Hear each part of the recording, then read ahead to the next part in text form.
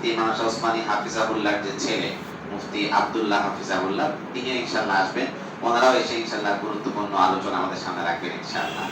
তো আমরা এখন হযরতকে we are requesting to our Hazrat to deliver his valuable speech about the process of research methodology, what he already watched and see to our greater Mufti Taqi Osmani Hafizahullah in a long time, like 14 years,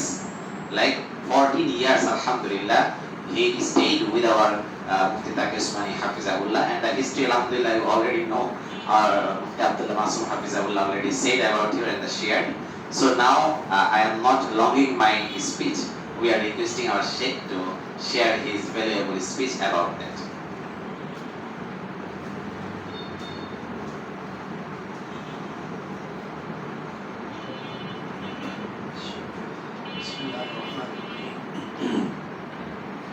الحمدللہ رب العالمین والصلاة والسلام على سیدنا ومولانا محمد خاتم النبیین وإمام المرسلین وقائد الغر المحجلین وعلى آلہ وأصحابہ أجمعین وعلى كل من تبعهم بإحسان إلى يوم الدين. اللهم علمنا ما ينفعنا وانفعنا بما علمتنا وزدنا علما. اللهم فقهنا في الدين وعلمنا التأويل. اللهم أرنا الحق حقا وارزقنا اتباعه وأرنا الباطل باطلا وارزقنا اجتنابه. أما بعد، السلام عليكم ورحمة الله وبركاته.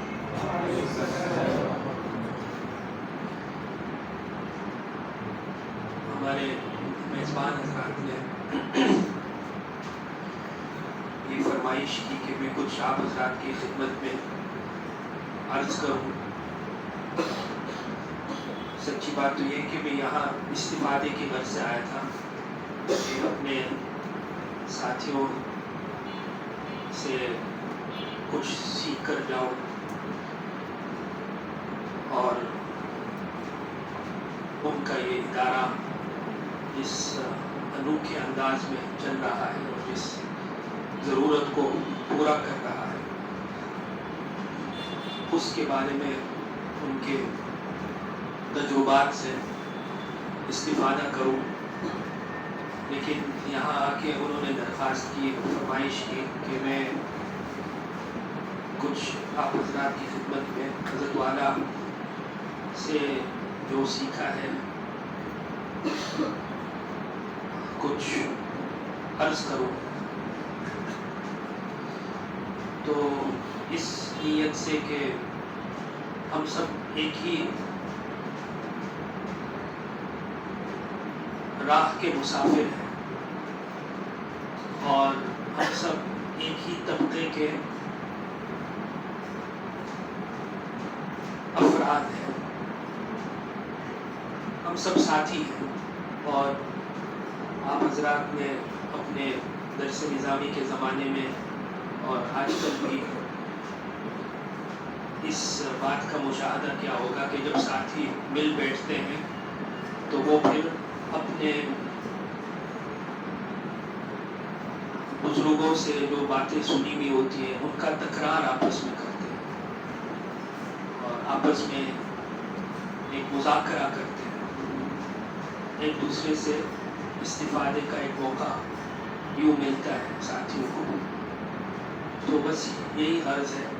نہ میں یہاں محاضرہ دینے آیا ہوں اور نہ میں اس لائق ہوں.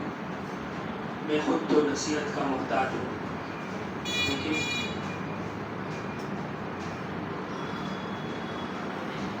اس نیت سے کہ ہم آپس میں تھوڑا مذاکرہ کر لیں، آپس میں تکرار بیٹھ کے کر لیں، ساتھی بیٹھ کے تکرار کرتے تو اس کی برکت ہوتی ہے. جو باتیں سنی بھی ہوتی ہیں وہ پھر پختہ ہو جاتی ہے. تو اس نیت سے آپ حضرات کی خدمت میں حاضر ہوا ہوں. حضرت والا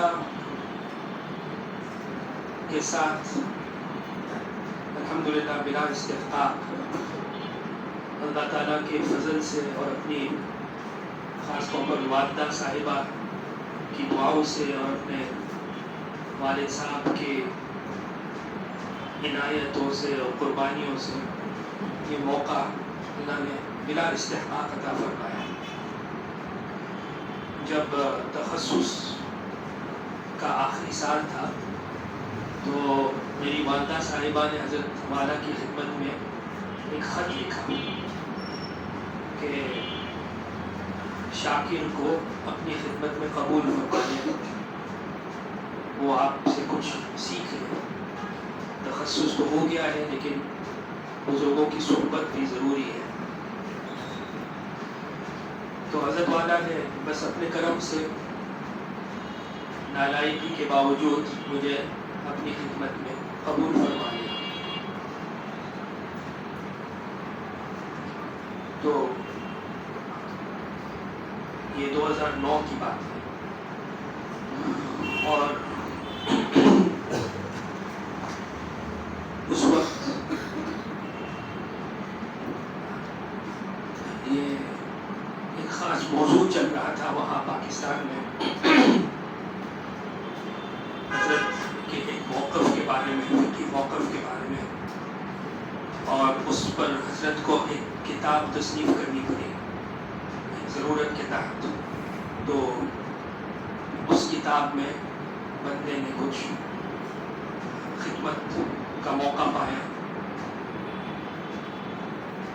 اور پھر اس سال کے آخر میں حضرت نے بندے سے پوچھا کہ آگے کیا نظم ہے، آگے کیا ارادہ ہے. تو میں نے کہا میرا تو کوئی ارادہ نہیں. تو حضرت نے پھر ارشاد فرمایا کہ آپ اور رک جاؤ میرے ساتھ. اگر تو میری خوشی کی انتہا نہ رہی، الحمدللہ والدین کی خوشی کی انتہا نہ رہی. تو پھر الحمدللہ ایک عرصے کے لیے حضرت کے ساتھ رہا.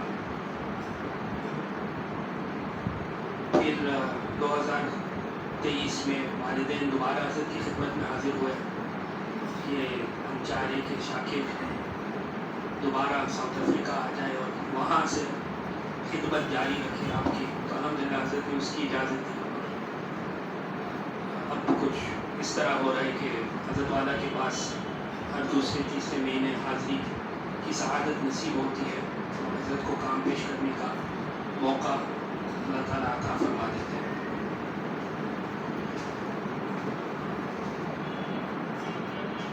حضرت بہت عظیم شخصیت ہے، اور حضرت کی عظمت کو، حضرت کے مزاج و مذاق کو پہچاننے کے لیے بھی بڑی صلاحیتوں کی ضرورت ہوتی ہے. حضرت کو پہچاننا بھی آسان نہیں ہے. تو میں جیسا ایک کم علم رکھنے والا شخص کہاں پہچان سکتا ہے، کہاں ان مدارک تک پہنچ سکتا ہے. تو میں اپنی فہم، اپنی بصارت کے مطابق جو باتیں میں نے دیکھی، سیکھی، اور خاص طور پر مولانا نے درخواست کی کہ حضرت کے جو تحقیق کا منہج ہے، تحقیق کا مزاج ہے، اس کے حوالے سے جو باتیں ذہن میں آئیں گی انشاءاللہ میں عرض کر دوں گا.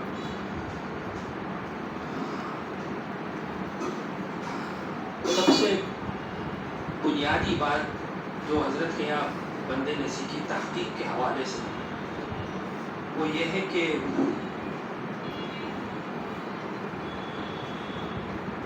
تحقیق اور تصنیف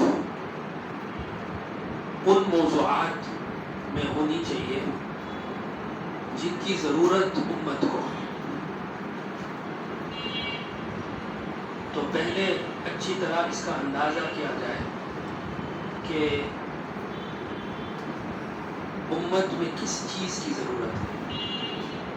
اس کا اندازہ تو اسی طرح ہوتا ہے کہ جو اللہ والے فقہا ہوتے ہیں وہ امت کے مسائل سے وابستہ رہتے ہیں، وہ علیحدہ نہیں رہتے. ہمارے اسلاف کا طریقہ شروع سے یہ ہے کہ جو امت کے مسائل ہیں وہ چاہے ان کے اپنا جو مزاج ہے، اپنا جو ایک طریقہ ہے اس سے تھوڑا سا ان کو زبردستی اس کام میں اپنے مزاج کے خلاف گھسنا پڑے، چونکہ اگر وہ نہیں جائیں گے اس میں تو اندیشہ ہے کہ امت خدا نہ خواستہ کسی غلط راستے پر آ جائے گا. تو ان مسائل میں اپنے آپ کو پیش کرنا اور اپنے آپ کو وہاں رکھنا تاکہ قرآن و سنت کی صحیح بات اس میدان میں پہنچے. ہمارے حضرت مولانا مفتی محمود اشرف صاحب مقدس اللہ تعالیٰ سے میرے شیخ اور میرے استاد، دارالعلوم کراچی میں بخاری ثانی کے استاد تھے اور بڑے اللہ والے فقیہ النفس، اور حضرت شیخ الاسلام صاحب کے بھتیجے حضرت ذکی کیفی صاحب کے صاحبزادے. ایک دفعہ انہوں نے یہ بات ارشاد فرمائی کہ حضرت والا حضرت شیخ الاسلام صاحب حفظہ اللہ یہ بات کہ وہ معروف ہے اسلامی معیشت میں اور اسلامی تمویل میں، یہ اس واسطے ایک شہرت ہو گئی کیونکہ لوگوں کے سامنے یہ کام حضرت کا زیادہ معروف ہو گیا. حالانکہ حضرت کی جو خدمات حدیث میں ہے، تکملہ فتح الملہم، حضرت کی خدمات قرآن کریم اور تفسیر میں ہے، اور جو تمام فنون ہیں حضرت کی خدمات اس خدمت سے تو زیادہ ہے، لیکن وہ ایک خاص ماحول کی وجہ سے وہ خدمات کچھ زیادہ معروف ہو گئی. اور یہ وہ بھی بہت معروف ہے ماشاءاللہ، بہت مشہور ہے، لیکن شاید اس حد تک نہیں ہے. لیکن یہ کہنا کہ حضرت خاص اسلامی تمویل کے امام ہے صرف، یہ غلط ہو. ایسا نہیں ہے.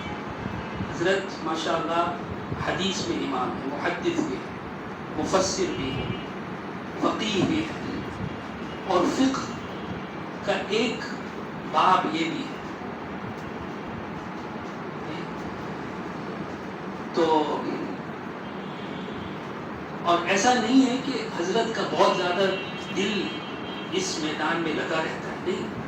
ہم نے خود دیکھا، اس کا مشاہدہ کیا کہ بعض اوقات بڑے بڑے بینکوں کے ساتھ، اور حضرت کسی بینک سے کوئی مالی کچھ بھی نہیں دیتے، کوئی مالی تو یہ بڑے بڑے بینکوں کے ساتھ جب حضرت کو ملاقات کرنی پڑتی ہے تو حضرت پہ بوجھ ہوتا ہے.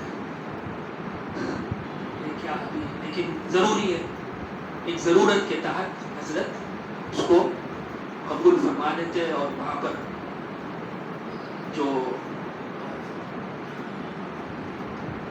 فتویٰ دینا ہوتا ہے، جو صحیح بات کی نشاندہی اور غلطی کی نشاندہی کرنی ہوتی ہے، تو وہاں پر حضرت فرما دیتے ہیں. تو ایک تو یہ سب سے اہم بات ہے کہ جو ضرورت ہے امت کی، اس ضرورت کو مد نظر رکھتے ہوئے اپنی تحقیق کا رخ متعین کیا جائے. حضرت والا نے ایک عرصے تک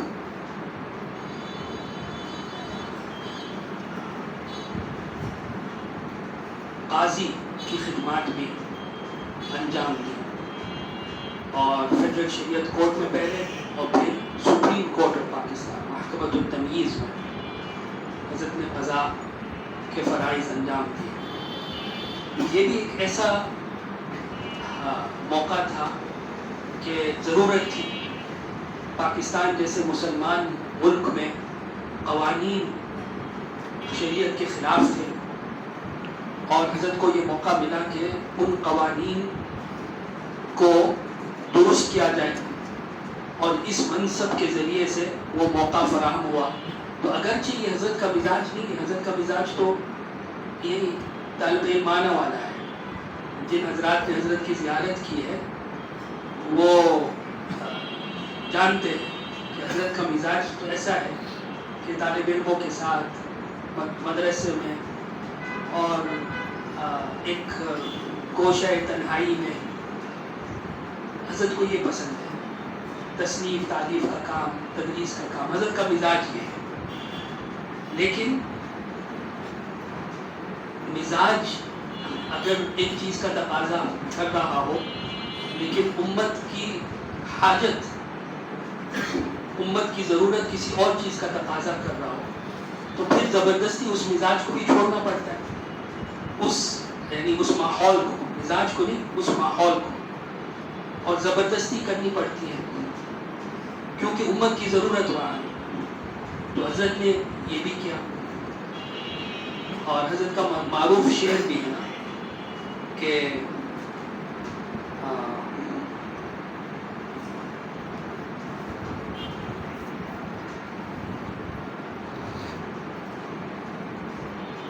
وہ بھی یاد نہیں رہے اس کا، تو آخری مصرع ہے وہ، ہم نے کانٹوں سے الجھنے کی سزا پائی ہے۔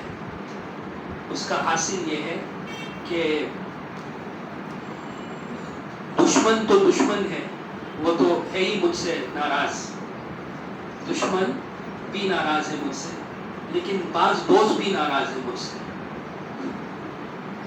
بعض دوستوں کو بھی اشکال ہے کیونکہ ہم نے کانٹوں سے الجھنے کی سزا پائی ہے، یعنی شریعت کے نفاذ کے جد و جہد میں ہم کو ایسے مشکل مسائل سے دو چار ہونا پڑا ہے جس کی وجہ سے بعض دوستوں نے پوری حقیقت سمجھے بغیر ہمارے اوپر اعتراض کر دیا۔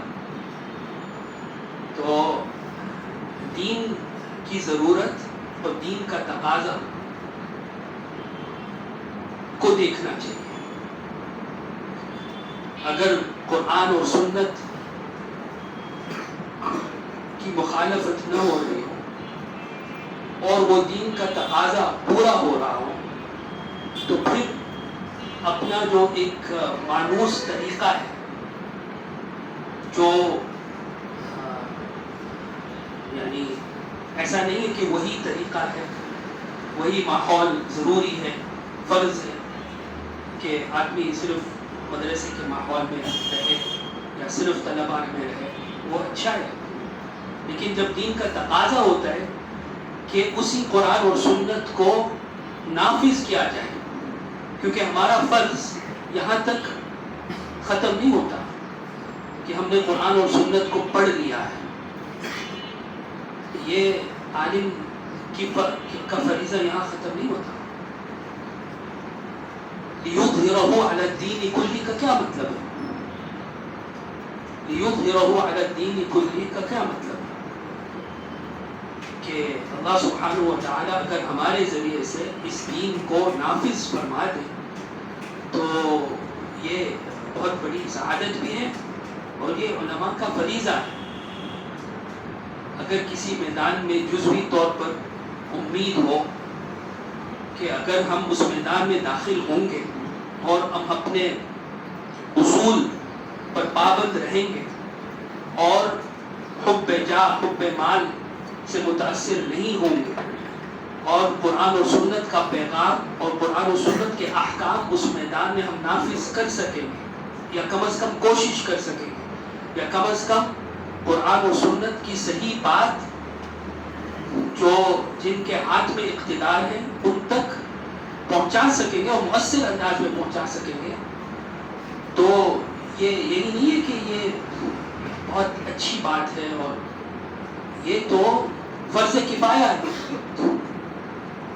اگر کوئی نہیں کرے گا تو خوف اندیشہ یہ ہے کہ یہ پورا طبقہ